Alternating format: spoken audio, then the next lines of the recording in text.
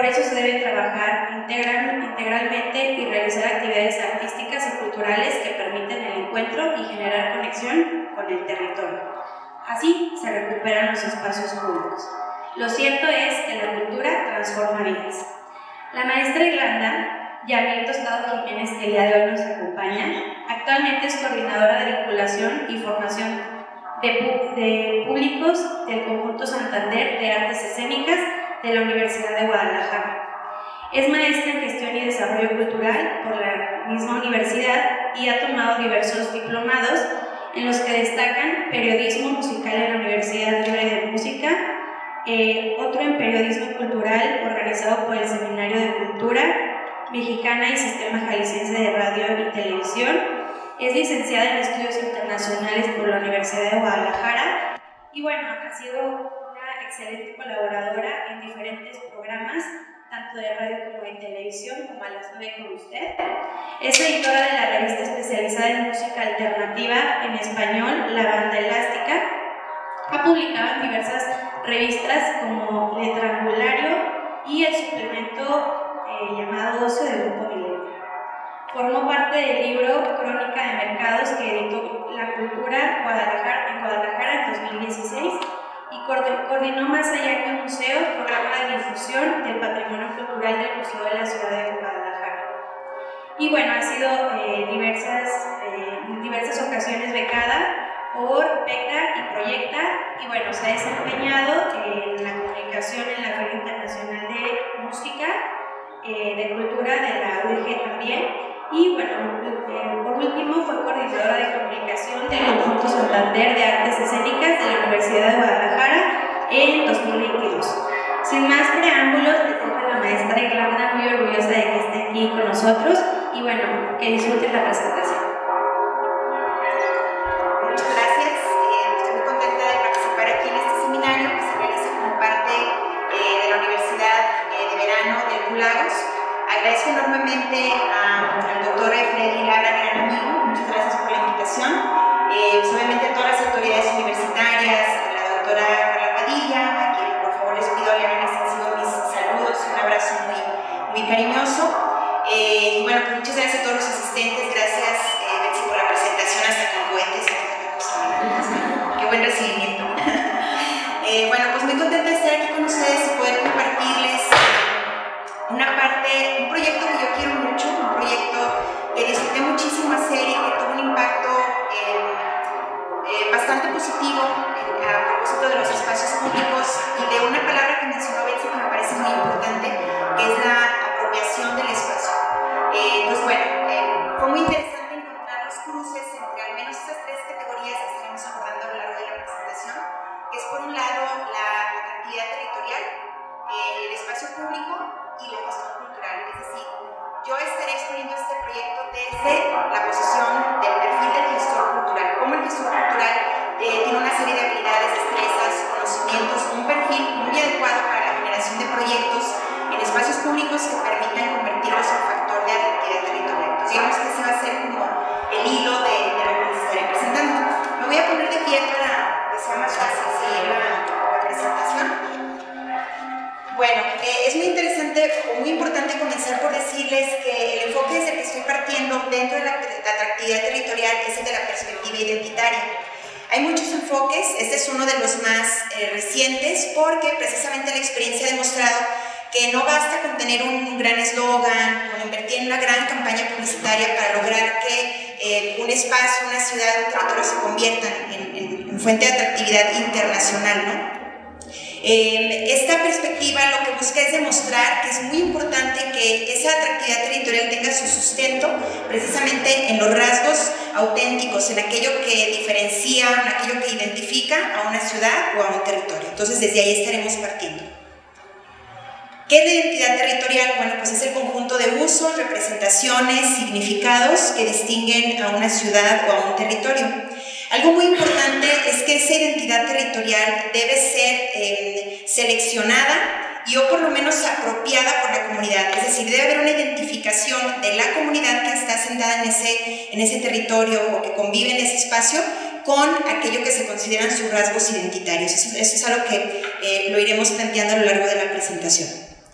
Bien, ¿cuál es la relación entre identidad territorial y cultura? ¿Cómo se construye la identidad cultural? Bueno, esta se basa o tiene su fuente en la cultura y en la memoria, que constituye el principal nutriente de la atractividad. Se refleja también, como lo menciona ahí, en la construcción de la propia imagen, mediante la selección de rasgos distintivos, que pueden ser espacios patrimoniales, naturales o arquitectónicos, puede ser también el patrimonio intangible, costumbres, creencias, efemérides, celebraciones significativas, etc.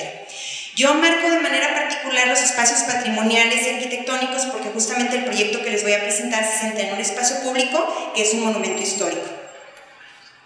Bien, ¿cómo podemos hacer que los museos y monumentos históricos se conviertan en fuente de atractividad territorial? Ahorita platicábamos un poco que cuando uno hace un viaje, visitas una ciudad o un país, siempre buscas conocer los monumentos, los museos, las plazas, porque son los rasgos que distinguen o que identifican a ese territorio. Creo que todos en alguna ocasión hemos sido motivados a visitar alguna ciudad en particular por eso. Entonces, bueno, esto es algo que pareciera obvio, ¿no? Pareciera obvio, pero que a veces no lo es tanto.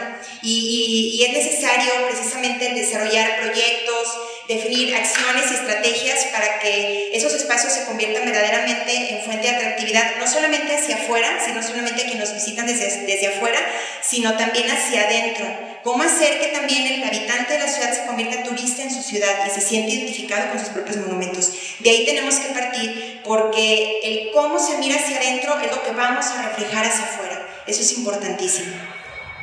Bien, aquí unos datos estadísticos para ver qué pasa en México en materia de monumentos y museos. Bueno, el primero es un estudio ya muy viejito que lamentablemente no lo han vuelto a hacer. La verdad es que sería necesario hacer otro análisis unos años después. De acuerdo a ese estudio del 2010 que se llama Encuesta Nacional de Hábitos, Prácticas y Consumos Culturales, se encontró que en Jalisco, esos son datos de Jalisco, el 77.71% de las personas o de los encuestados nunca había asistido a un monumento histórico y el 49.31% comentó que ha asistido a un museo en los últimos 12 meses. Ahora, hay un estudio más reciente del 2021 que es la encuesta, la estadística sobre museos. El dato que aquí les menciono pues también corresponde a Jalisco, entonces ahí se arroja que Jalisco es el sexto lugar con mayor número de visitantes a museos. Bueno, ¿esto qué significa? Pues que los museos son una fuente de atracción muy interesante siempre, ¿no? Para todos para visitantes y para habitantes propios de los territorios. Sin embargo, la mayoría de esos museos a su vez son albergados dentro de monumentos históricos. Y el caso del Museo de la Ciudad que les expondré a continuación es un caso así. Es un museo, pero a su vez el edificio también tiene un valor histórico y patrimonial en sí mismo. Entonces, si logramos conjuntar ambas cosas, donde nosotros atraemos al público al museo de forma natural, también estaríamos presentándoles al edificio como un objeto patrimonial que merece la pena ser conocido y puesto en valor.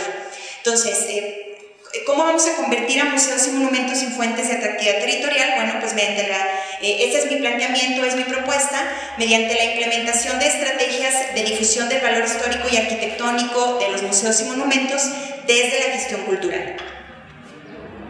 Bueno, ese es el proyecto. Vamos a regresar nada más al título, por favor. El proyecto se llamó Más que un museo.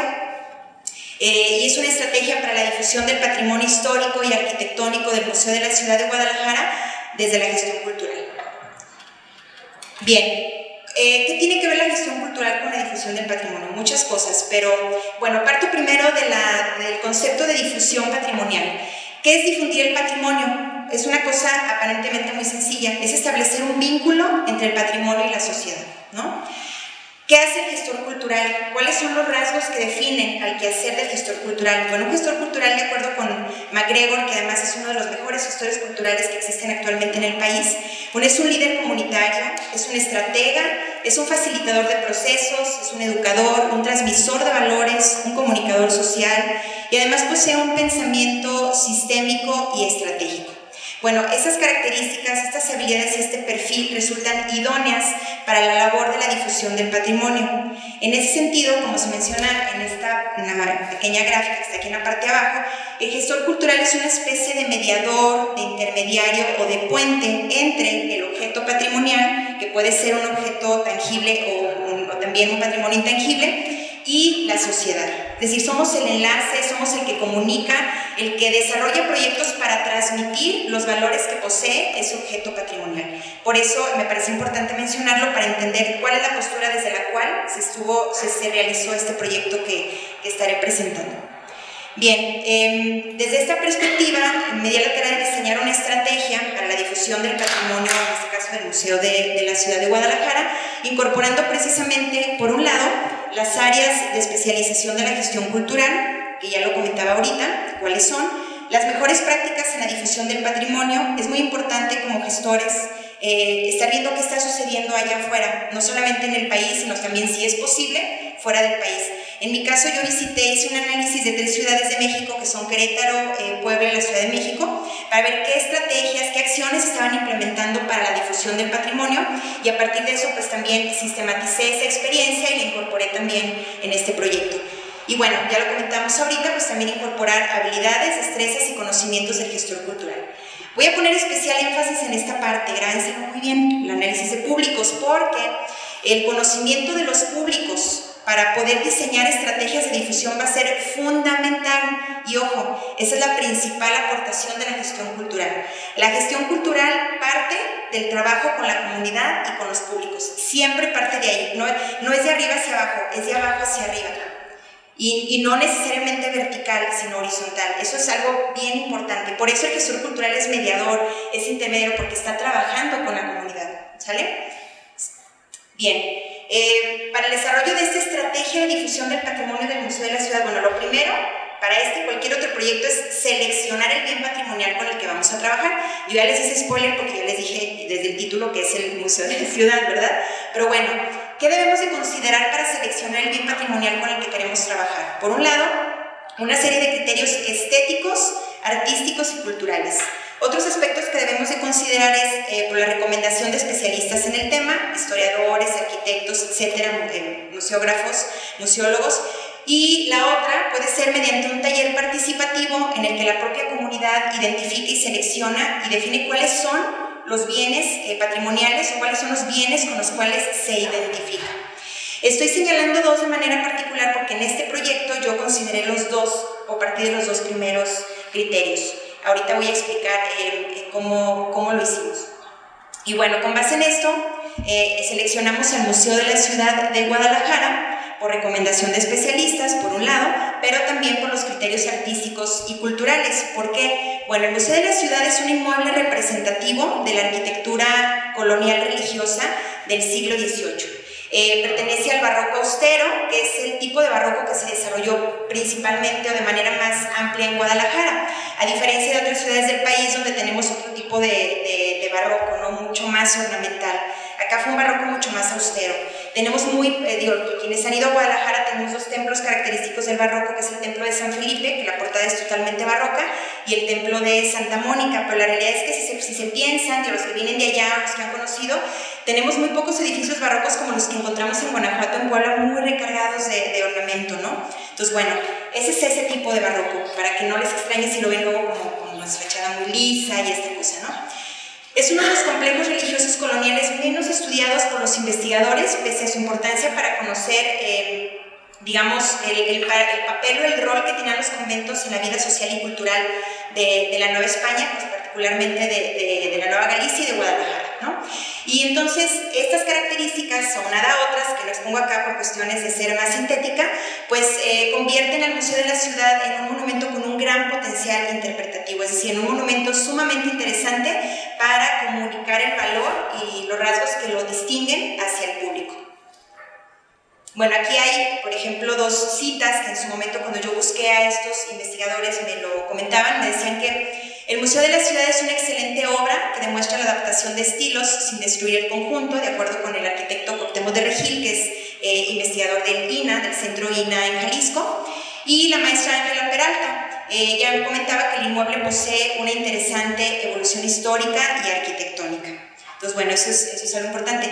Voy a hacer una nota al pie de página que viene muy a colación porque además, cuando Ray me invitó a participar acá y que me decía que tenía interés en que compartiera particularmente este proyecto, a mí me pareció una muy buena idea porque déjenme decirles que el Museo de la Ciudad de Guadalajara, para quienes no lo saben, es el antiguo convento de Capuchinos Capuchinas de Guadalajara.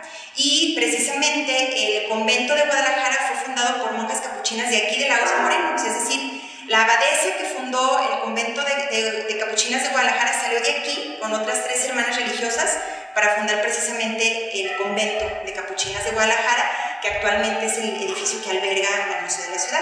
Entonces, bueno, pues una gran coincidencia. Yo ahora que entré, justamente entré ya con este mapa, ¿no? Con esta lente, decir, también tenemos una arquitectura. Sé que el espacio ha sido intervenido arquitectónicamente, evidentemente, pero si se fijan también, la ornamentación y la arquitectura es bastante austera, y eso se corresponde con el estilo del barroco que ya les comentaba, pero también con la propia orden de capuchinas, que recordemos que eran la rama femenina de los franciscanos, que fueron fundados por Santa Clara de Asís. Y los franciscanos precisamente se distinguen por la sencillez en todos los aspectos de su vida, absolutamente todos. Y obviamente eso se manifiesta también en la arquitectura, que es una de las cosas interesantes que comunicar de ese espacio, ¿no? Entonces, bueno, eso nada más como una nota al pie de página. Bien, ahora, ya que tenemos el bien seleccionado, ya que sabemos de qué queremos hablar y demás, es muy importante elegir un método, una serie de pasos a seguir o una metodología importantísima. El gestor cultural siempre lo procura. Y aquí voy a hacer otra nota al pie de página. Nosotros estamos acostumbrados regularmente a la figura del promotor cultural, a los grandes promotores de aquellos tiempos como José Vasconcelos o un sinfín de personajes que podríamos mencionar, que eran promotores que amaban la cultura y que a partir de una experiencia empírica pues hacían todas sus labores, ¿no?, relacionadas con la promoción. El tema con el promotor cultural era, por una parte, que no seguía métodos, no seguía metodologías, todo era muy intuitivo, todo era muy empírico, pero además se tenía esta idea de llevar la cultura al pueblo, ¿verdad?, a los que no la tienen. El gestor cultural dice, muy bien, partimos de ahí, son los padres fundadores prácticamente, ¿verdad?, pero el gestor cultural, en primer lugar, tiene la capacidad de trabajar con métodos, metodologías, no solamente trabajar con ellas, crearlas, que es lo que yo intenté precisamente con este proyecto. O sea, la capacidad de sistematizar las experiencias y convertirlas en métodos y metodologías. Y por otro lado, no tener esta creencia de que nosotros somos los mesías que vamos a llevar la cultura al pueblo, sino que la cultura está en el pueblo, ahí está la cultura. El gestor cultural solamente tiene que visibilizarla, identificarla y hacerle recordar al pueblo que ellos son los portadores de la cultura, porque a veces se nos olvida, ¿no? Como, ahí él es muy inculto. Yo no conozco una sola persona inculta, Todos tenemos cultura, absolutamente todos, porque somos formados dentro de un contexto cultural. Que uno sepamos más de música, de literatura, de cine, porque es otra cosa, ¿verdad? Somos conocedores de un tema en particular, pero cultura todos tenemos, y todo es cultura. Al menos yo soy partidaria de ello. Habrá quien diga, no, es que la alta cultura y la baja cultura, y cómo los narcocorridos van a ser cultura. Pues sí lo son, porque expresan la sociedad en la que estamos viviendo actualmente. Triste el contexto, sí lo es, muy lamentable, sí lo es, pero es real. Y entonces eso siempre permea el arte, y las expresiones artísticas. Entonces, bueno, esa es la perspectiva del gestor cultural, para que vayamos entendiendo también de dónde parte. Bien, entonces termino nota al pie de página y regreso para platicarles de esta metodología que es interesantísima, que ha sido muy poco explorada aquí en México. Esta ha sido principalmente muy ampliamente desarrollada en España. Entonces, sigue siendo muy novedoso todavía, ¿no?, la implementación de esta metodología que se llama interpretación del patrimonio cultural. ¿En qué consiste esta metodología? Bueno, se centra en la dimensión simbólica del patrimonio. La cultura lo es porque tiene símbolos, porque tiene significados, ¿no? Y esos son los significados que queremos revelar. Entonces, bueno, ese es uno de los preceptos de esta metodología. Lo otro es, ya lo decía ahorita, que busca revelar el significado, la importancia y el valor de los bienes patrimoniales. Ofrece una perspectiva del patrimonio acorde a las necesidades de los diferentes tipos de públicos. Se vale de la utilización de medios lúdicos y recreativos, que ahorita lo vamos a ir entendiendo. Y busca provocar en el visitante el deseo de contribuir a la conservación de ese patrimonio, a apropiarlo, a hacerlo suyo y a tener deseos de contribuir en su conservación, ¿no? Marco nuevamente con negritas el tema de los públicos, porque de ahí vamos a partir. Digo, ahorita vamos a ir armando nuestro rompecabezas y lo vamos a ir comprendiendo. Bien, cuando nosotros utilizamos esta metodología, el primer paso a seguir es definir los objetivos interpretativos, es decir, cuáles son los objetivos de la actividad o la estrategia que yo voy a implementar, ¿no? ¿Qué quiero hacer con ello? ¿Qué quiero decirle a mi público receptor de este proyecto? En este caso, teníamos principalmente 3 objetivos. Uno, que es difundir el valor histórico y arquitectónico del Museo de la Ciudad, sí, del museo, no del acervo museográfico, del edificio en tanto monumento patrimonial. Convertir al monumento en un recurso cultural activo. ¿Por qué? Porque nos dimos cuenta, justo a partir de la investigación en el museo, que los guías que recibían a los grupos y demás, pues llevaban siempre a los chicos, a los grupos escolares, a los turistas, a conocer las salas y les platicaban el contexto de los objetos que están albergados en todo el museo, o les contaban la historia de la ciudad, porque al final de cuentas, esa es la misión del Museo de la Ciudad de Guadalajara, ¿no?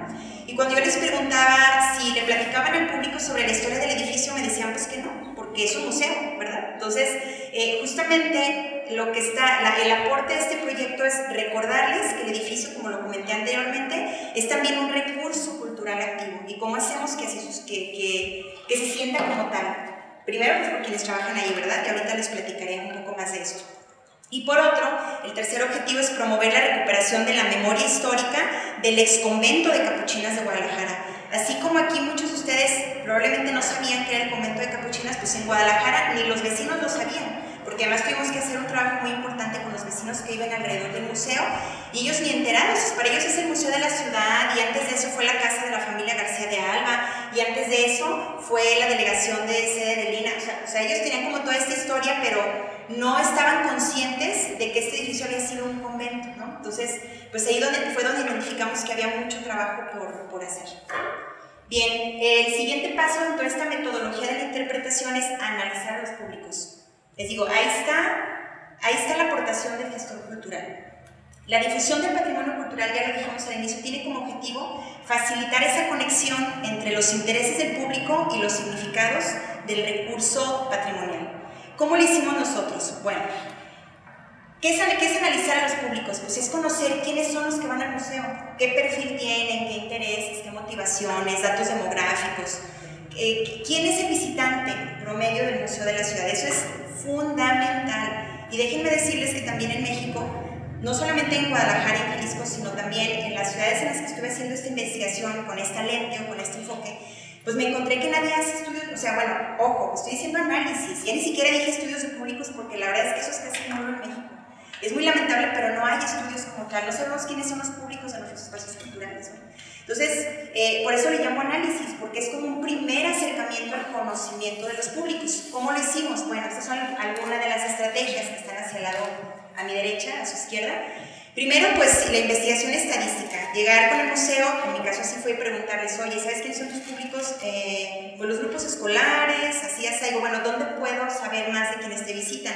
Ah, tenemos el libro de visitas, que seguramente a algunos ya les ha tocado firmar por ahí. El libro de visitas te arroja datos, pero muy básicos, es decir, te dice el nombre de la persona, el lugar de procedencia, probablemente la edad, si viene de una empresa, una institución, gobierno, escuela, hasta ahí, ¿no?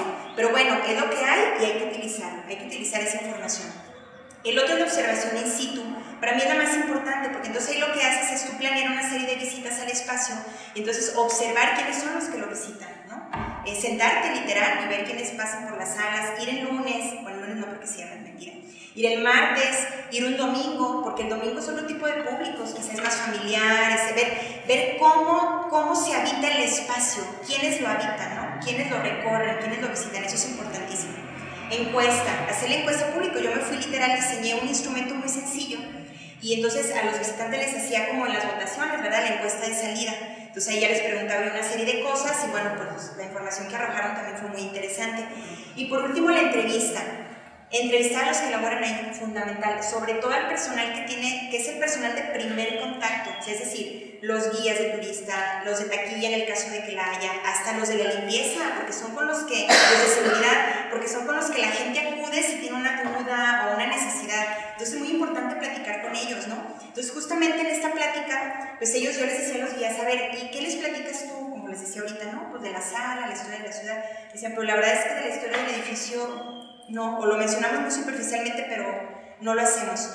Entrevisté a las directoras y yo les decía, oye, durante tu gestión, ¿o tienes conocimiento de si alguna otra administración ha realizado alguna actividad para revalorizar el inmueble como tal, para contarle a la gente que esto era un convento y todas las vicisitudes que ha sobrepasado este edificio?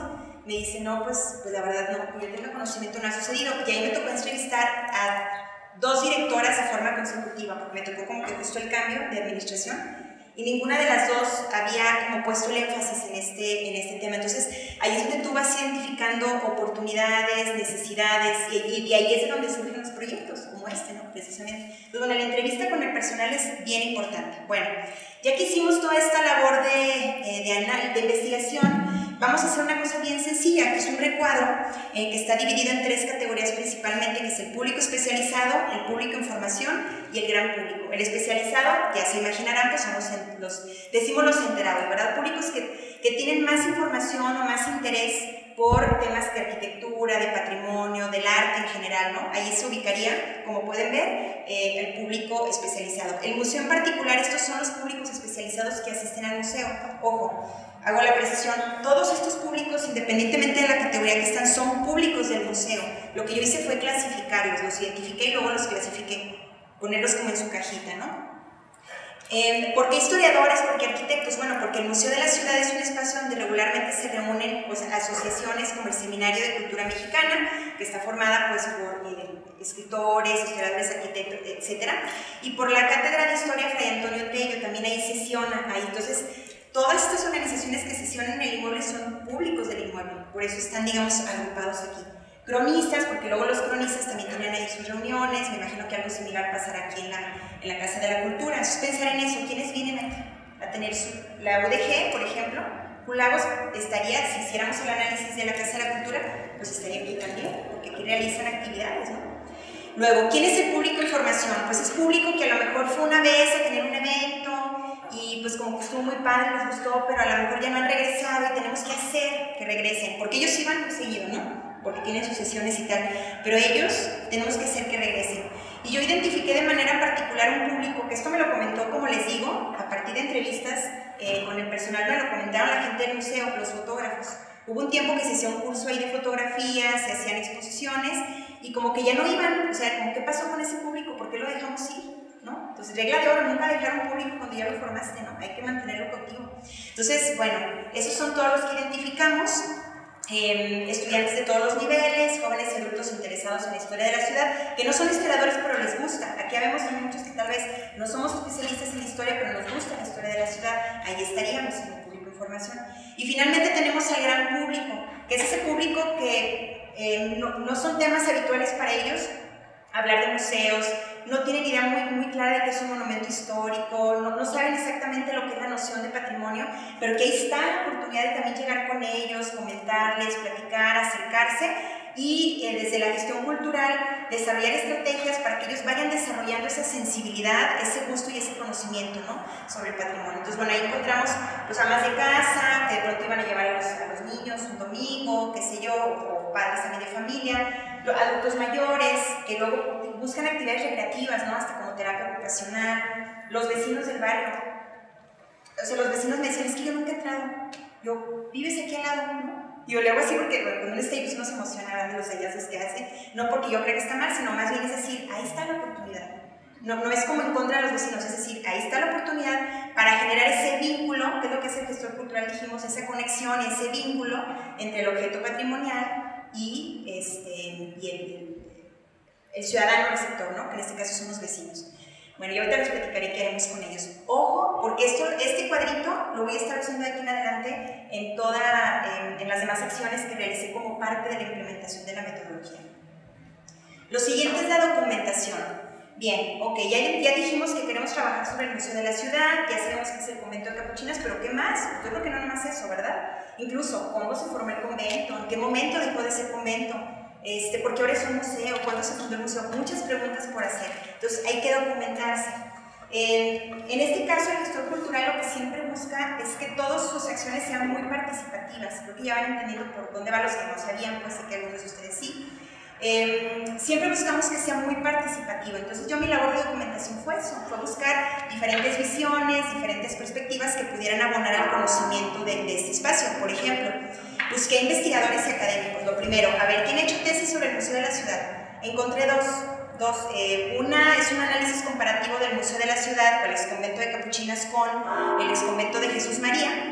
Y el otro sí es un estudio es más bien una propuesta de ampliación del museo, porque el gobierno compró una finca anexa que tenía el museo y la recuperó, ¿no? porque era también parte del museo, y entonces ella hizo una propuesta de cómo se podría ampliar el espacio, pero no estaban tan documentados en la parte histórica, ¿no? Sin embargo, era lo que había, pues yo fui y las busqué, ¿verdad? Uno, ya saben, como buen investigador, uno busca por debajo de las piedras hasta que encuentra a las personas. Entonces, bueno, así fue. Buscar asesores del expertos de Lina, pues fundamental, porque al final ellos son los encargados, fundamental, no los únicos, pero sí tienen un rol fundamental en la difusión y en la conservación del patrimonio, ¿no? Entonces, ir a Lina, Jalisco fue una cosa obligatoria. También, considerando que fue un espacio que tuvo un origen de vocación religiosa, pues también busqué a cronistas de la Arquidiócesis de Guadalajara, el presbítero Tomás de Híjar, que es un gran cronista de arquitectura religiosa en Guadalajara y que me dio muchísima información, sobre todo de la primera etapa del edificio, fue bien interesante. Luego fui a buscar a las capuchinas viven ahí, o sea, regresaron, es toda una historia, pero en los años 20 del siglo pasado, una mujer acaudalada compra un espacio de lo que fue el convento y les regresa ese espacio a las capuchinas que estaban exclaustradas desde la Guerra de Reforma, y entonces ellas ahorita viven ahí en una partecita de lo que fue pues, el gran convento que abarcaba toda una manzana como aquí, ¿no?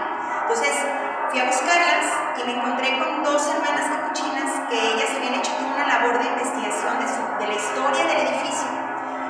Es bien bonito porque fue una cosa muy auténtica, obviamente yo no tiene información de historiadoras, pero fue una cosa de tradición oral. Fue maravilloso escuchar qué les habían contado las hermanas capuchinas de atrás en el tiempo, ¿no? Y cómo ellas, a su manera, lograron sistematizar en un librito encargolado, porque es lo que sea, pero ellas con todo el cariño, con todo el esmero del mundo, lograron ese documento que me proporcionaron, que me lo platicaron. Me permitieron ingresar a algunas partes del museo porque, bueno, es un claustro, entonces no se tiene permitida más que solo en ciertas zonas el ingreso.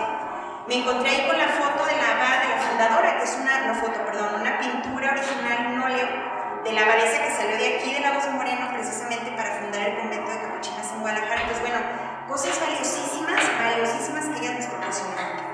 Y por último, el museo, ya dijimos que fue un convento y muchas otras cosas, entre ellas fue casa habitación, entre los años 50 y 60 y finales de los 70 más o menos, y fue habitada por la familia García de Alba. Entonces fue de, a ver, pues vamos a dar con la familia García de Alba. El que busca encuentra, ¿verdad? Pues logré encontrar a la hermana menor de la familia, que vive ahí en Guadalajara. Fui a buscarla a su casa y me platicó también cómo era vivir en el espacio. Entonces fue todo un trabajo de documentación súper bonito porque fue literal armar un rompecabezas desde muy diversas perspectivas, ¿no? Entonces, bueno, ese es un ejemplo de cómo se ve eso. Luego, ya que lo documentamos, hay que definir los temas, es decir, las ideas clave que queremos transmitirle al público sobre el museo. Acuérdense que nosotros somos el mediador, el facilitador. Probablemente el público ni va a tener el tiempo ni el deseo de hacer toda la labor que el gestor hace de documentación y tal, ¿no? Pero por eso nosotros le vamos a facilitar y le vamos a llevar de alguna forma el mensaje o las herramientas para que por sí mismo se vaya sensibilizando en el conocimiento del patrimonio, ¿no? Entonces, bueno, yo identifiqué al menos estas ideas fundamentales. La primera es que los monumentos son mucho más que un conjunto de piedras, ladrillos y muros, es decir, podemos hacer un análisis estrictamente arquitectónico y es muy valioso, pero hay más que eso, ¿no? Los edificios sufren transformaciones con el paso del tiempo, con el que estamos ahora es un gran ejemplo de ello, se van transformando porque se van adecuando a las nuevas necesidades de uso del espacio, ¿no? Los edificios son un reflejo de quienes lo habitan y esto lo comentaba al principio. Si por ejemplo, si aquí tenemos una arquitectura, un barroco austero, es porque quienes lo habitaron en un inicio tenían esa concepción de cómo debía ser la forma de vida, en lo habitable y en general en todos los aspectos de su vida personal, ¿no? Comentar también pues, que es importante recuperar los monumentos históricos para fines culturales. Pues yo creo que el Museo de la Ciudad no pudo haber tenido mejor fin que haberse convertido en el Museo de la Ciudad, ¿verdad? Precisamente. Y por otro, compartirles que es nuestro derecho acceder al patrimonio, pero que también es nuestra obligación cuidarlo. Entender esta cosa de que no todo es culpa del gobierno. O sea, se está cayendo una casa y luego ponen redes, es que el gobierno no hace nada. No es solo responsabilidad del gobierno. Digo, y aquí voy a lanzar un poco la idea sobre la mesa. ¿Qué pasa con los particulares dueños de las fincas? También, ¿qué hacen por protegerlas? ¿Saben? O sea, es decir, es una cosa que se tiene que tejer redes, ¿no? Yo sé que a veces también para el dueño de las viviendas es bien difícil porque es que no tengo dinero para recuperarla ni para rehabilitarla.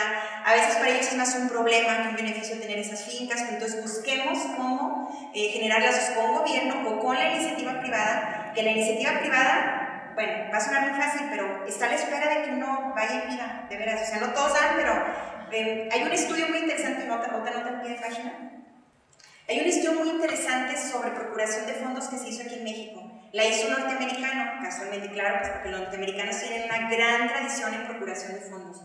Vean, por ejemplo, el Met de Nueva York, un montón de instituciones culturales que sobreviven de los patrocinadores privados y particulares, o sea, no solo privados, personas morales, empresas, particulares de personas que les gusta la ópera, desde $100 hasta lo que tú quieras y puedas, ¿no? Eso en México no pasa. ¿Por qué no pasa? Porque no ha habido quien genere esas sinergias. Entonces, en ese estudio, para no desviarme tanto del tema, había una pregunta fundamental que se les hacía a las empresas: oye, ¿tú por qué nunca has donado a un proyecto de cultura? Y la respuesta, de veras, de risa, porque nadie me ha pedido. Entonces, ¿qué pasa? A ver, pensemos en Monterrey, es un caso, bueno, no es comparable. Monterrey tiene una cosa muy interesante, que es que sí logró esa sinergia entre empresa, gobierno y academia, por supuesto. La academia es fundamental. Ellos tienen museos de tercera, cuarta generación maravillosos. Luego de pronto la gente no va, falta esa otra parte, ¿no? De pronto los regios no asisten mucho a actividades culturales. Por ejemplo, en Guadalajara hay más asistencia a actividades culturales, pero hay menos inversión en infraestructura. Entonces, veamos qué nos está faltando para así lograr esas sinergias: academia, sociedad, empresa privada y gobierno. No todo es responsabilidad del gobierno. Por eso regreso aquí. ¿Qué hacemos nosotros también? A ver, a lo mejor nos toca ir a defender. Saben que, bueno, aquí voy a comentar un tema escabroso, pero cuando se demolió, bueno, lo que ahora es la rectoría de la Universidad de Guadalajara, que seguramente la conocen, ese edificio antiguamente estaba la Escuela de Música, que era un edificio neoclásico de finales del siglo XIX, y entonces el edificio pues lo empezaron a demoler para construir ahí la rectoría. Y sin entrar en temas polémicos, lo que quiero comentarles es que hubo un montón de personas que se iban a hacer vallas todo alrededor tomados de la mano para evitar que se tirara el edificio. Al final no procedió, se tiró, ya lo sabemos, ya está llena. Ahora ya no imaginamos ese espacio sin la rectoría, ¿verdad? Es curioso, pero son acciones que a lo mejor también a veces nos toca hacer, tener estos foros, ¿no? Hablar, discutir, reflexionar, también eso cuenta, ¿no? Entonces, bueno, nada más lo dejo ahí sobre la mesa. El siguiente paso a seguir es la selección de las técnicas, es decir, ya tengo la documentación, ya investigué, ya vi que esto, ya vi que lo trabaja, ¿qué sigue? Bueno, ¿cómo voy a hacerle llegar esto a la gente? Yo ya tengo mucha información, ya noté cosas, pero ¿cómo se la voy a comunicar? ¿Qué actividades vamos a realizar? ¿Qué acciones? Bueno, regreso nuevamente al cuadrito que ustedes ya vieron, ¿no? Vamos a partir de los públicos. ¿Se acuerdan que les dije que estamos partiendo desde la perspectiva, desde la gestión cultural, es decir, desde los públicos, ¿no? ¿Quiénes son? ¿Cuáles son sus necesidades? ¿Cuáles son sus motivaciones? Y a partir de eso, ¿qué les voy a ofrecer? Bueno, al público especializado, ya dijimos que eran historiadores, cronistas, etc., dijimos, bueno, pues ellos están muy habituados a participar en actividades académicas, seminarios, coloquios, que es muy importante que sucedan porque en esos tipos de espacios académicos es donde se da a conocer los hallazgos de sus investigaciones, y es algo que necesitamos que siga sucediendo. Entonces ellos se van a sentir muy cómodos participando en una actividad de este tipo. Entonces ahorita voy a ahondar en cada una, pero ahorita me voy a ir nada más con algo general. Para ellos hicimos un coloquio, para ese público especializado. Para el público de información, como les digo, yo pensé principalmente en los fotógrafos, porque me parecía increíble que si había sido un público tan importante, ahora ya no fuera, y vamos a recuperarlo. Entonces, ¿qué hicimos para ello? Pues algo en lo que también se sintieran cómodos, identificados, un concurso de fotografía arquitectónica sobre el espacio, sobre el edificio. ¿Y qué hicimos con el gran público? Es el más difícil porque es el que no tiene planteamientos previos. O es el que, bueno, sí, todos tienen planteamientos previos, pero ellos son los que menos información tienen sobre la historia, la arquitectura y el patrimonio. Entonces, con ellos, con mayor razón, había que elegir una actividad lúdica y muy creativa, muy amena, con la intención de que ese sea el primer paso en su desarrollo como públicos, ¿no? Ese es el primer paso, como cuando, nota al pie de página, cuando uno lee literatura, que a veces muchos se molestan porque los muchachos leen Crepúsculo y no sé qué. Bueno, es el primer paso, déjenlos. Ya agarraron un libro, qué maravilla. Más bien guíenlos y oriéntenlos para que no se queden ahí, ¿no? Entonces, luego quieran leer otras cosas. Bueno, lo mismo pasa acá. Entonces hay que tener una actividad mucho más didáctica, más amena, porque es como, vuelvo a la analogía de la literatura, a todos nos pasó aquí. Qué horrible, perdón, cuando nos ponían a leer Periquillo Sarmiento. No por la obra, porque teníamos 9 años y nos ponían a leer Periquillo Sarmiento de Fernández de Lizardi, un libro de 1830, con un vocabulario que ya nadie entiende. No, o sea, nadie está diciendo que no sea una obra maravillosa y fundamental de la literatura hispanoamericana, pero pues no vamos a empezar por ahí, o al Quijote de la Mancha a un niño de 10 años, no, perdón, pero no. Entonces, lo mismo pasa en la educación patrimonial, tenemos que ir entendiendo pues, en qué punto están, ¿no? Y ir acompañando el desarrollo. No somos los mesías, pero sí los que acompañamos su crecimiento y desarrollo. Bueno, ahora, el coloquio. Voy a enfocar ahora en el coloquio. Bueno, pues tuvo como objetivo contribuir al conocimiento de la evolución histórica y arquitectónica del inmueble, otra vez, desde diversos puntos de vista. Entonces, sería de esperarse, si yo les preguntara, pues que en el coloquio hubiera solamente arquitectos e historiadores, pues es lo normal, ¿verdad? Pero no, justamente, al igual que en la documentación, buscamos otras perspectivas que abordaran distintos temas: historia, arquitectura y patrimonio, pero también vida cotidiana. ¿Cómo se usaba el espacio? Por ejemplo, la señora Rosa María García de Alba, ¿cómo vivía ella ahí? Entonces, invitamos a la maestra Gloria Esnida Tomás, que digamos que ahí estaría representada la academia. Ella es una de las que hizo las tesis que les comenté hace rato. El presbítero Tomás de Híjar Ornelas, que es el cronista de la Arquidiócesis de Guadalajara. La doctora Adriana Ruiz Rasura, que es la coordinadora de la maestría en gestión cultural, ahí está la perspectiva de la gestión cultural. El doctor Nacho Gómez Arreola, del Centro INA Jalisco, que tiene una amplia experiencia en temas de patrimonio. La señora Rosa María García de Alba, que vivió en el espacio cuando fue casa habitación, y Gloria Enríquez, que es una hermana capuchina. Entonces, si se fijan, la idea era justo representar distintas perspectivas, por eso se le llamó, no lo puse ahí, pero el título era Reconstrucción Colectiva de la Memoria Histórica y Arquitectónica del Museo de la Ciudad. Entonces ese fue el objetivo. Aquí tenemos algunas imágenes. Tuvimos una buena participación, se llevó a cabo en el patio, que también mucho del interés de este proyecto era usar espacios poco utilizados del Museo de la Ciudad. El Museo de la Ciudad tiene un auditorio, para quienes lo conocen, un auditorio muy bonito, muy bonito, y todas las actividades siempre son ahí. Entonces yo como que le dije a la directora, oye, pues busquemos, a propósito de cómo usamos el espacio público, cómo lo apropiamos, pues usemos otros espacios donde nunca sucede nada, que nomás la gente los usa para pasar y ir a las salas, o ir, vamos al patio central, ¿no? Entonces ahí se llevó a cabo el coloquio. Bueno, ahí está el presbítero Tomás de Híjar, el doctor Nacho Gómez Arreola, la maestra Gloria Esnida Tomás de la Universidad de Guadalajara, del CUAD. De hecho, ella es de la maestría en Ciencias de la Arquitectura, y bueno, ahí yo, Irlanda, pues, la presentación y tal. Pero fue bien interesante ver la diversidad de públicos que se dieron cita al coloquio. Bueno, el concurso de fotografía arquitectónica. Pues este tuvo por título El Museo de la Ciudad a través de la lente. Su objetivo fue difundir el valor arquitectónico del monumento a través de la fotografía. Pero no solamente fue el concurso, hicimos varias actividades. Fue un concurso en el que además quisimos convocar a diferentes tipos de públicos, diferentes, ¿cómo podríamos decir? Se me fue la palabra, pero a ver, convocamos a fotógrafos, o sea, niños, estudiantes, que quisieran tomar fotografía con su celular, o sea, amateurs, podríamos decirlo así. Convocamos también a fotógrafos, digamos, que saben de fotografía pero que no son profesionales, y también tuvimos un apartado especial para los profesionales, ¿no? Así, fotógrafos así reconocidos en Guadalajara. El objetivo era abarcar el mayor número de público posible y integrar también al que quiere tomar la foto con su celular, porque a ver, pues ese es nuestro contexto actual, ¿verdad? Entonces, pues hay que partir también de ahí. Bueno, entonces realizamos el concurso, en el que además se invitó un jurado especializado. Luego tuvimos la ceremonia de premiación, y en la ceremonia de premiación pues también presentamos una charla con Alberto Gómez Barbosa, que es uno de los grandes fotógrafos de arquitectura de Jalisco y México, que todavía vive, afortunadamente ya está muy grande. Pero él ofreció esta charla para seguir motivando a los chicos que participaron del concurso, pues a seguirlo haciendo, a seguir documentando, a seguir registrando el patrimonio desde la fotografía, ¿no?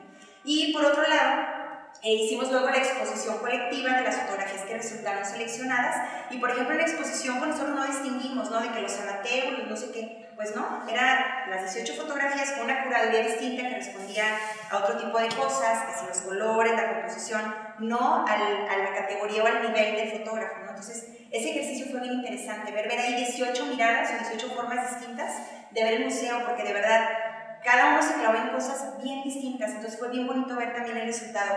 Participaron 240 personas, y de las cuales pues solamente 18 resultaron seleccionados. Por ahí tenemos unas fotografías de cómo sucedió esto. Hago otra nota al pie de página. El caso de las escuelas fue una cosa muy interesante porque ahí nos apoyamos del Departamento Educativo del Museo. Entonces ellos convocaron a las escuelas para invitarlos a asistir con su grupo al museo, y todo lo que hacíamos era que los que solicitaron el recorrido, pues les damos una visita, ya no con la perspectiva de las salas. De hecho, es más, entramos a las salas. El recorrido era estrictamente el arquitectónico del edificio. Entonces los llevamos a recorrerlo, ellos iban con sus celulares, sus cámaras, y al final les dábamos media hora para que se fueran a donde quisieran a tomar la fotografía, ¿no? Entonces fue un experimento bien bonito porque tenemos ahí a los chicos con sus cámaras, algunos con cámaras profesionales, muy pros, ¿verdad? Y bueno, por ejemplo, les entregábamos cosas como estos separadores que tenían un orificio, en referencia al título del concurso, que era el Museo de la Ciudad a través de la lente, y donde venían también las indicaciones de dónde mandar su fotografía, toda esta parte, para que también se llevaran como un álbum, recuerdo. Esas son fotos, bueno, esta es de la ceremonia de entrega de reconocimientos, que eso también lo hicimos en el patio anexo del Museo de la Ciudad, donde nunca sucedía nada, y es un patio precioso, precioso. Entonces, la foto de la ventanita que les presenté hace rato con el muro amarillo es de ese patio, nunca lo usaban para nada, ¿no? Entonces, fue bonito darle vida también a ese espacio. Y bueno, acá pues la inauguración, ¿no? Ya con los asistentes viendo las fotografías. Y por último, la visita guiada caracterizada, ¿no? El objetivo de esta visita pues era transmitir la historia y el valor arquitectónico del Museo de la Ciudad de una forma lúdica y didáctica. En el guión interpretativo o en el guión de la visita guiada pues incorporaron todos estos temas: historia, arquitectura, vida cotidiana, pero también educación patrimonial. ¿Se acuerdan cuando les presenté la diapositiva de los mensajes que queríamos transmitir? Al final decía, decirles a ellos que tienen el derecho de recorrer su patrimonio, pero también la obligación de cuidarlo. Bueno, pues ahí entra la educación patrimonial. ¿Qué características tenía este recorrido? Lo hacíamos con personajes, actores caracterizados. Estaba una monja capuchina, por supuesto. Luego salió un general, porque luego el Museo de la Ciudad fue casa de un general que se llamaba don Enrique Maximín. Y bueno, pues los personajes ahí van hablando de cuando ellos vivían en ese espacio. Tenemos música en vivo, que además el violinista era experto en música del siglo XVIII y XIX, entonces el recorrido lo íbamos haciendo no solamente a través de la narrativa, sino también a través de la música, con piezas desde el siglo XVIII hasta el XX, ¿no? Y la utilización de recursos para generar una vinculación multisensorial con el objeto patrimonial. Por ejemplo, cuando llegamos al patio principal, ahí era el huerto. Entonces ahí tenemos una canastita con hierbas de olor, romero, albahaca, se la entregamos a los participantes y la olían, les decimos, aquí en el huerto. Entonces a partir del aroma volaba su imaginación, a imaginarse que ahí había sido el huerto. O por ejemplo lo que ahora es el auditorio principal, era el refectorio, es decir, donde consumían sus alimentos las monjas capuchinas, y fue como, otra vez, vamos a usarlo como refectorio. Entonces repartíamos una cosa pan, es una cosa muy sencilla, el punto es lo simbólico, ¿verdad? Y cómenselo, y órale, un cafecito, y hagan de cuenta que estamos en el refectorio otra vez, o sea, estamos recuperando la memoria de lo que fue ese espacio, a partir de una cosa muy sencilla como esta, ¿no? Entonces, bueno, siguiente.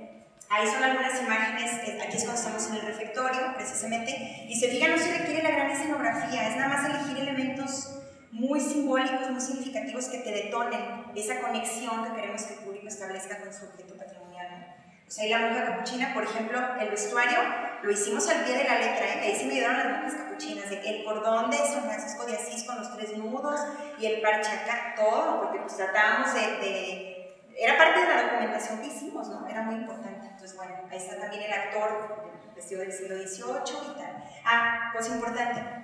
Al igual que aquí, el Museo de la Ciudad de Guadalajara, ex convento de capuchinas, tenía su templo anexo. Aquí enseguida está el templo, ¿no? Ayer lo recorrimos. Bueno, en Guadalajara, el templo no está exactamente al lado, está a la vuelta. Quienes conocen Guadalajara, el Museo de la Ciudad está sobre calle Independencia, entre Contreras, Medellín y Mariano Bárcenas. Entonces, el museo está sobre Independencia, con la entrada principal, y el templo está sobre Contreras, Medellín, a la vuelta. Entonces, hay un momento del recorrido donde lo sacamos, porque es importantísimo que la gente reconstruya en su cabeza y entienda que toda la manzana en el convento ya no lo es, pero alguna vez lo fue. Y entonces ellos hacen esa liga, ese vínculo, decir, ah, ok, el templo era también parte del museo. Entonces salimos, nos llevamos al violinista también a la calle y todo, y bueno, pues la gente encantada. Es otra manera de evitar el espacio público, precisamente. Bueno, ya nada más son los 2 aspectos más que ya tienen más que ver con el quehacer profesional del gestor o de quien haga este tipo de actividades. ¿Cómo hicimos la labor de la difusión? ¿Cómo hicimos que el público se enterara? Siempre es el dolor de mi cabeza, es el talón de Aquiles de todas las actividades culturales. Siempre, siempre, siempre, ¿no?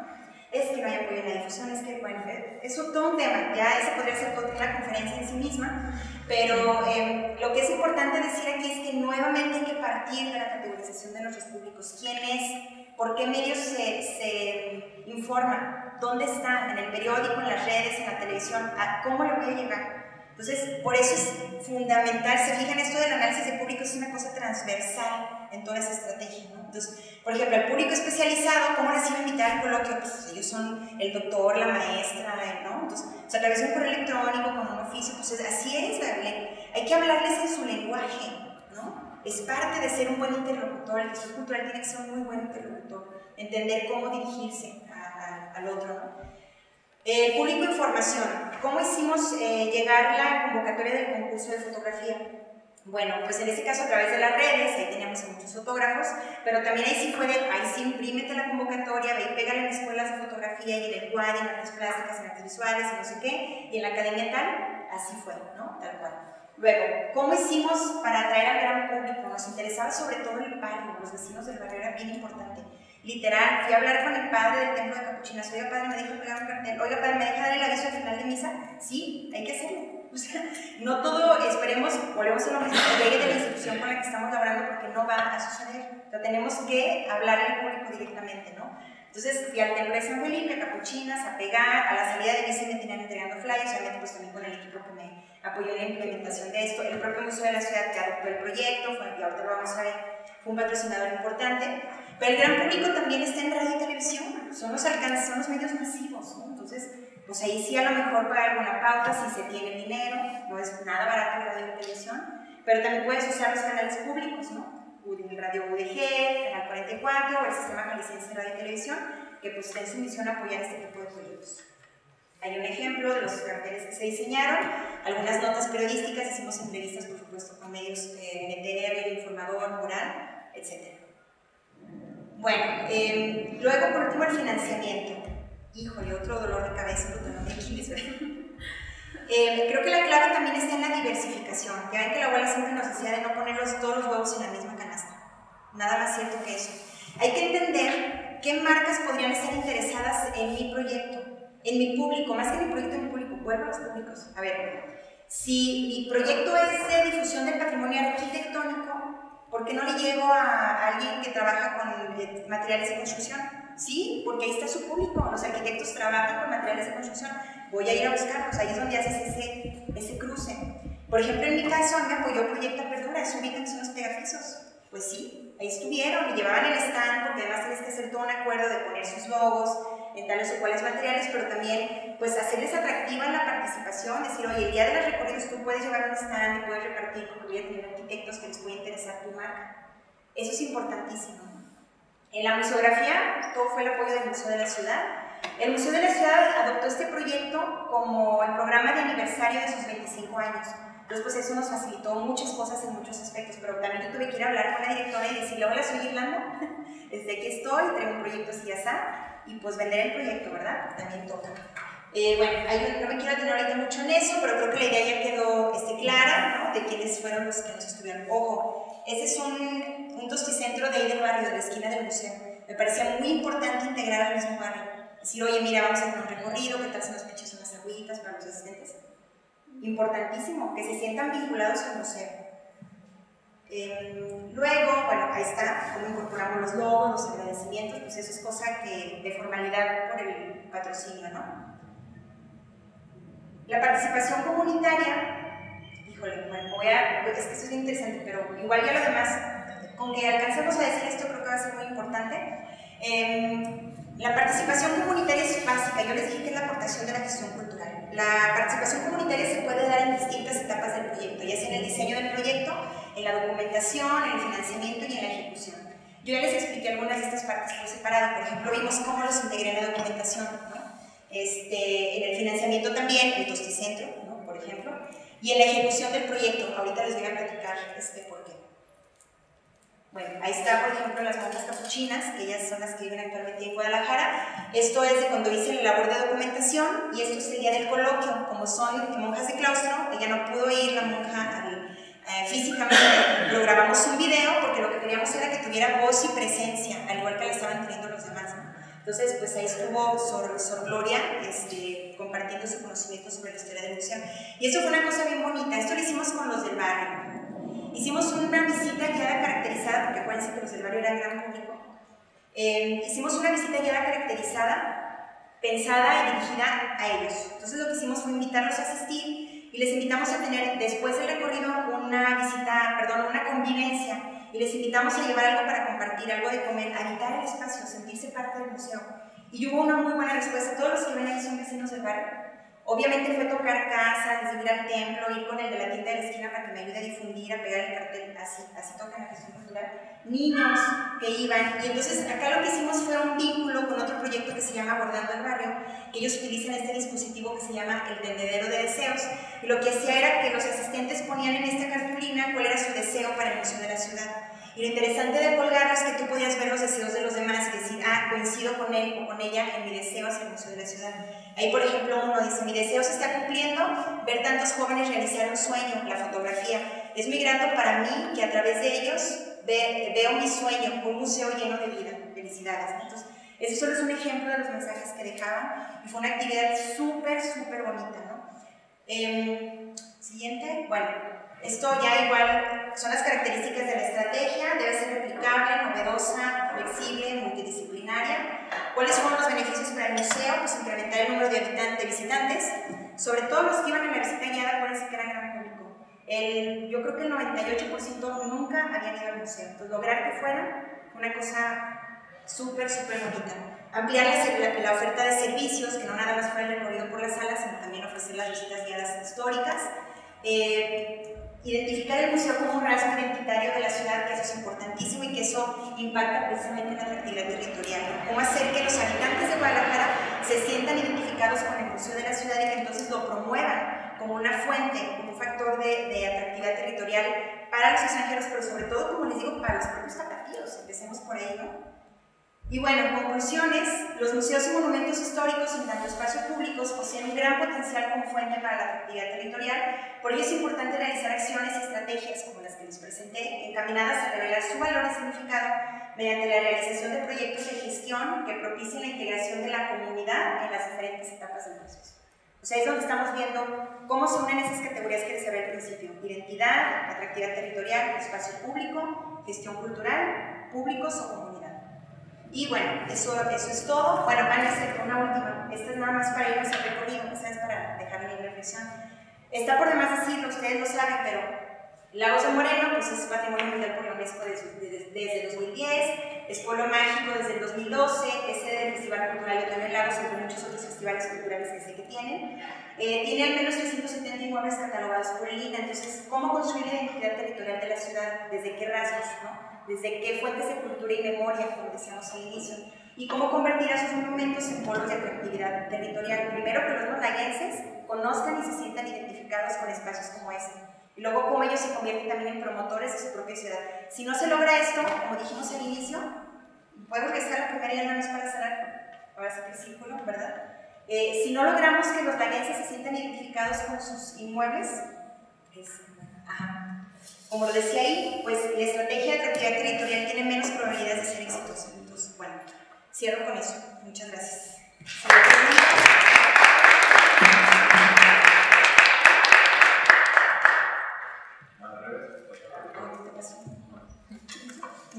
Sí, se escucha. Sí, listo. Muy bien, pues muchísimas gracias, maestra Irlanda. Creo que fue una ponencia muy bien dirigida hacia la atractividad territorial. Creo que es un proyecto de mucha pasión. La verdad estaba muy asombrada de tanto corazón que le pusiste al proyecto, ¿no? Entonces, bueno, alguien que tenga alguna pregunta sobre el proyecto de la maestra Irlanda, pues mira, ¿qué pasó? Bueno, yo tengo una pregunta justamente relacionada con la conclusión de la presentación, que bueno, me pareció muy interesante porque justo creo que muchas veces, al menos desde la universidad, y hablo como estudiante, el interés por, digo, como bien se apuntó, todos tenemos culturas, un acercamiento a la cultura diferente, pero a veces, muchas veces creo que se vicia justamente la participación hacia un tipo de cultura, ¿no? Y no se piensa en la diversificación cultural. Entonces, mi duda era con respecto a, me parece muy interesante ese acercamiento justamente del público al lugar, ¿no? al recinto como tal. Pero también quería preguntar si tienen como alguna experiencia o algunas reflexiones sobre justamente cómo llevar no al público al recinto, sino justamente llevar el recinto al público, ¿no? Es decir, por ejemplo, creo que el caso de Lagos es un ejemplo perfecto, ¿no? Que a lo mejor justamente esas 370 inmuebles forman parte en sí de un conjunto, ¿no? Que cada uno tendrá una historia diferente. Cómo justamente llevar este aspecto cultural a la comunidad, ¿no? Y hacer a lo mejor este efecto cadena en donde yo llevo esos aspectos culturales que entiendan su espacio y que lo habiten y que sepan la representación que esto conlleva, y que ese interés ahora luego, por ejemplo, pueda hacer que vayan al Museo de la Ciudad, que visiten aquí algunas casas que se pueden visitar, etcétera, etcétera. En vez de, porque digo, a veces yo me imagino que puede ser complicado justamente convencer sobre todo al gran público de ir a esas actividades, o luego no sé, me imagino en escenarios donde a lo mejor no hay apoyo presupuestal para hacer esos eventos justamente en el recinto, como por ejemplo, pues, si no hay esos recursos o no hay ese interés, pues llevarlos a la ciudadanía, ¿no? Y creo que por ahí también puede ser un camino interesante. Sí, por supuesto. Mira, esta metodología en particular, que fue la que yo utilicé, sí tiene como condición el desarrollar las actividades in situ. O sea, para esa metodología hay muchas otras, ¿no? Yo te puedo platicar de otros casos de que he sabido, incluso no solo de museos, sino también de teatros, que es mi otra área de experiencia, digamos. Lo que hacen es, por ejemplo, tener activaciones en otros espacios. ¿A qué me refiero con activaciones? Por ejemplo, llevas a un violinista, lo pones en el mercado, y entonces la gente se queda, en internet hay videos interesantísimos de cosas, de activaciones de ese tipo. Llevas al violinista y entonces interpreta una pieza y todo el mundo es como, ¿de qué está pasando? Porque hay un violinista tocando. Y luego al final ya das un mensaje, te esperamos en la Casa de la Cultura, donde vamos a realizar un concierto de música de cámara, ¿sabes? Por ejemplo, muchos lo que hacen es, o dan el mensaje con un audio, te puedes llevar una bocina, o sea, es la creatividad, no es el dinero, ¿no? O por ejemplo, muchos lo que hacen es, se llevan un banner y lo desenrollan para que luego veas una manta, una lona. Entonces, como, te esperamos en el Museo bueno, en este caso, en la Casa de la Cultura de Lagos de Moreno. Las activaciones son padrísimas porque puedes darle un toque incluso de performance, de intervención en el espacio, ¿no? Que no necesariamente es un teatro ni un espacio cultural, es el mercado, ¿no? Y se puede hacer, en Guadalajara, por ejemplo, se hace mucho en la estación del tren ligero porque es un espacio de mucho flujo de personas. Entonces, de pronto tú vas por ahí y luego hay un concierto, hay una cosa. Entonces, ahí tú lo que haces es decir, oigan, acá estamos, ahí está la Casa de la Cultura, no se olviden y los estamos esperando. Entonces, es un ejemplo de las actividades que se puede hacer. Lo otro son campañas de comunicación importantes, ¿no? Digo, si se tiene el presupuesto, pues puedes también dirigir una campaña de comunicación muy creativa. Desde el punto de vista del marketing, hay una serie hay una difusión que se llama offline, ¿no? Que es, por ejemplo, lo han visto en los parabuses, que de pronto te sientas y es una silla, a ver, voy a inventarme ahorita algo, es una butaca de teatro. Llegas y te sientas, pero estás esperando el camión, entonces tienes el mensaje, te esperamos en el Conjunto Santander, ¿no? Ya va a ser promoción al lugar de trabajo. Con eso sería una campaña de publicidad off the line, ¿no? Que es como en la calle, que no es necesariamente en línea. Para las redes ahorita hay que invertirle, pero la verdad es que no es tan caro hacer pauta en redes, ¿no? Entonces le puedes llegar al público con mensajes muy creativos, que no necesariamente sean, ven a mi evento, no, sino que puede ser nada más un mensaje, una foto muy bonita del espacio al atardecer y decir, así se ve la Casa de la Cultura al atardecer o al amanecer, y la gente se queda con la imagen. Y no le estás metiendo en la cabeza, o sea, ven, te espero, compra boletos, como en el caso de los teatros, ¿no? Entonces es algo que puede ser también muy interesante. Lo otro, básico, trabajar con el sector educativo. Hay que ir a las escuelas. Puedes ir, dar una charla, tener una presentación artística ya que no te cueste mucho, pero que vaya como con el sello del recinto cultural, ¿no? De, oye, aquí estoy, vine a platicarte de la Casa de la Cultura, o ser invitados por un maestro, de, oye, me das 15 minutos para, ahora que vas a hablar de historia del lago, estoy inventando, poder platicarles de la Casa de la Cultura, ¿no? Pues claro que sí. Ahí es donde hay que hacer la labor, la más importante, bien, hoy escuchaba algo. Entonces es una cosa muy personal. Yo acabo de cumplir 40 años, ¿no? Nunca me da pena decirlo porque ha sido una vida que agradezco infinitamente todo lo que he vivido. Y entonces el otro día escuchaba muy coincidentemente que decían, es que los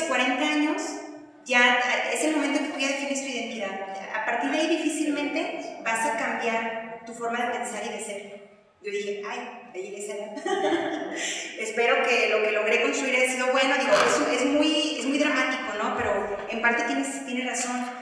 Donde está todavía la oportunidad de transformación y de moldear es en los sectores básicos, en el nivel básico. En primaria, secundaria y preparatoria. Allí hay mucho trabajo que hacer en general para artes escénicas. ¿Dónde están los maestros de artes? ¿No? A veces no tienen el apoyo y a veces con sus medios. Hay escuelas que dicen, no, mejor les voy a dar matemáticas. Está bien, tenemos que tener matemáticas, pero ¿dónde está la educación artística?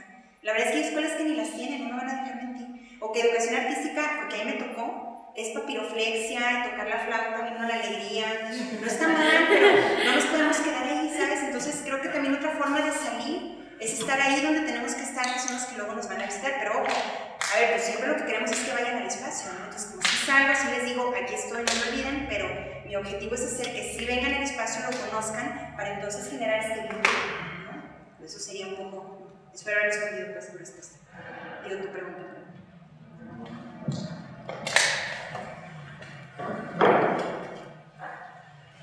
Antes que nada, muchísimas gracias, Fernanda, por acompañarnos.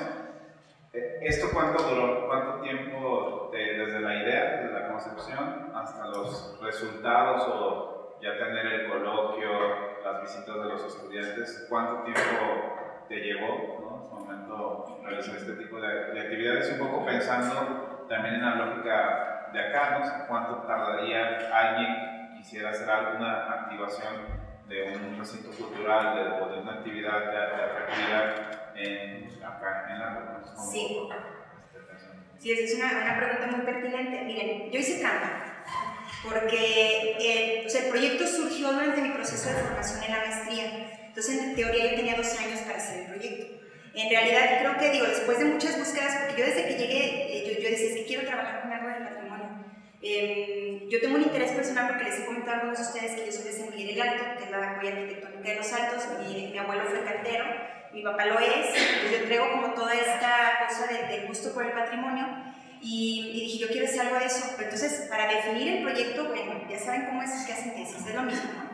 Pero además es hacerlo teórico y luego convertirlo en un proyecto es otro paso más allá, es bien complicado. Bueno, entonces yo tuve 2 años para ver, digamos que de esos 2 años, yo, para definir el proyecto, hacer las gestiones de investigación y documentación, yo creo que me llevó máximo un espacio de 1 año, pero les digo, lo hice porque tenía el tiempo. Ahora, pensando en que si tú eres alguien que trabaja en una institución como esta, ¿cuánto te llevaría? Yo creo que un estimado yo pensaría 6 meses, de 3 a 6 meses, si tienes el tiempo. Si no, la verdad es que se puede hacer con menos tiempo. O sea, creo que la cuestión es tener muy claro una metodología, o sea, saber qué pasos tengo que seguir y empezar a cumplirlos, poner a hacer tú.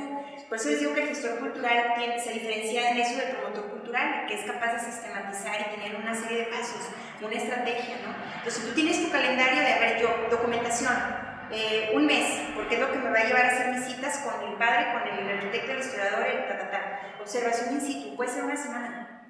Venirte aquí para estar todos los días, que pase de semana, que pase el fin de semana, ¿no? Definir qué voy a hacer para ellos. Te puede surgir un día en la tarde, en la mañana bañándote, te viene la idea. Y una vez que te empiezas a empapar de lo que está sucediendo, de cuáles son las motivaciones de los públicos, a partir de ahí te va surgiendo la idea. O sea, lo que quiero decir es que si tenemos un tiempo prudente, yo creo que 6 meses es un muy buen tiempo, de 3 a 6 meses, pero si no lo tienes, yo creo que es algo que podrías arrancar desde 2 meses si te pones de veras muy disciplinado y con pasos muy claros, teniendo clara tu metodología y siguiéndola paso a paso.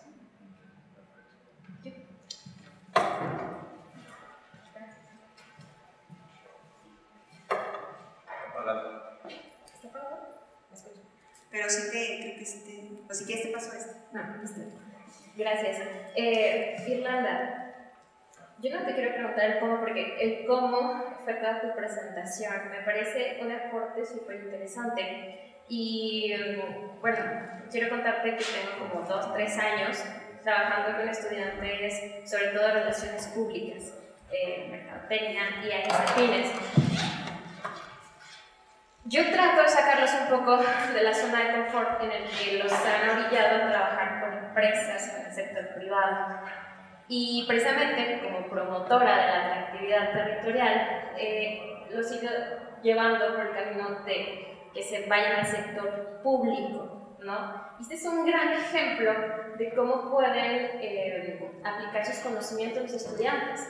Pero algo que me llama mucho la atención es que no es nada sencillo todo este trabajo que tú realizaste, porque luego cuando podemos pensar que hacer la promoción es tan sencillo como generar publicaciones en redes sociales, y no es así. Tú acabas de demostrar el día de hoy el trabajo de reunir una información muy rica de lo que implica todo esto, ¿no? Entonces, más bien aquí sería como que nos contaras qué podemos hacer dentro de las aulas como para ir abriendo más este panorama hacia lo público, ¿no? Los chicos tienen herramientas y luego dicen, pues, ¿dónde está el reto, no? Y cuando les hablo de la metodología que deben aplicar para hacer este tipo de intervenciones, es ¿cómo metodología, maestra? Y casi se van de espaldas.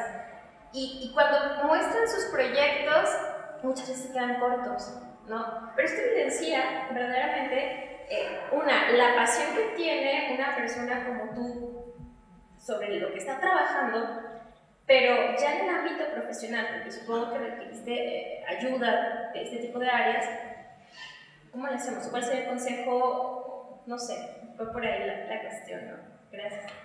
Sí, bueno, a ver, primero un poco como completar también de la pregunta, me quedé pensando también en lo que respondía Ray, que creo que uno de los temas que nos puede llevar más tiempo es el análisis de públicos y el financiamiento, ¿no? Porque hay que ir a buscar, a prospectar y todo. Pero tomen en cuenta algo, que una vez que ya tienes identificados a tus públicos, pues ya hiciste una gran labor y de ahí lo que sigue nomás estar proponiendo actividades para ellos, ¿no? Digo, un poco como para completar la respuesta.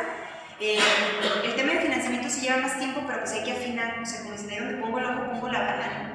O sea, eso, a ver, si yo hago el proyecto yo lo conozco muy bien y yo sé qué aspectos o qué ámbitos toca, entonces voy a ir a buscar a tal y cual empresa. Pero yo saben qué hacía, como es porque es parte un poco de los tips. Veía eventos similares al mío, me fijaba en el cartel a ver quiénes nos habían apoyado. Y yo, mira, este era el mío. Desde acá, tomaba nota. Así me pasó con Proyecto Apertura, que apoyaba proyectos de arquitectura muy innovadores y esto. Y dije, y pues preguntando si llegaron ahí con el nombre de la chica y todo, ¿no? Pero creo que la metodología lo que te ayuda, como para que se los transmitas a los chicos, es a tener claridad del rumbo. O sea, no es fácil. Además, no es lo mismo que una metodología para una tesis, es distinto, porque ya estamos en una metodología para un proyecto ejecutivo, ¿no? Entonces, nada más que tengan claro que si no aplican la metodología, se van a perder tiempo, se van a perder ellos, y que de verdad una vez que cuando empiezan, le dan el primer empujón, les va a facilitar muchísimo la existencia. Y yo creo que lo principal es que ellos estén suficientemente motivados, suficientemente emocionados, que estén convencidos. Es que ellos tienen que ser los primeros convencidos. A veces no dan un paso más allá porque no están seguros de su tema, o sea, creo que si algo hay que dedicarle tiempo es a estar muy seguro del proyecto que quieres hacer y del ámbito que quieres impactar, porque si no hay motivación, difícilmente puede, y pasión, como bien lo dijiste, porque no es que me eche flores, pero es que es realidad, yo amo hacer esto y eso te da otra perspectiva, porque entonces ya no es trabajo, ¿no? Es como, me divierto haciéndolo, lo disfruto, entonces esa parte es importantísima. Ahora hay que simplificar metodologías. Para yo llegar a esta, yo investigué muchísimas otras, ¿no?, que había en torno al tema, y fue como, a partir de eso definí una con 5 pasos. O sea, no tiene que ser así tampoco tan exhaustivo, ¿no? No ser tan rigurosos. O sea, es como, a ver, yo tengo un maestro de matemáticas en la universidad, creo que a ti no te tocó, Ray, pero era un militar y nos decía, a ver, a ustedes como internacionalistas, ¿qué les va a servir de matemáticas? A ver, les van a servir esos 3 temas, los demás a la basura. Muy drástico, pero la verdad es que él se enfocó en enseñarnos cosas que nos iban a ayudar para el tema de estudios internacionales. A veces también los académicos tienen miedo de desechar temas, no tengan miedo, o sea, veamos que sí va a ayudar a formar a este perfil que yo estoy creando, ¿no? Y no ser tan rigurosos, porque la academia sí nos ayuda con la disciplina mucho, pero no nos perdamos en ser acartonados, pues, y rígidos, ¿no? O sea, creo que no es fácil, pero hay una delgada línea. Pues ya luego nos echamos un café, porque es mucho. En otra vuelta vaya a Guadalajara, ¿verdad? Para platicar.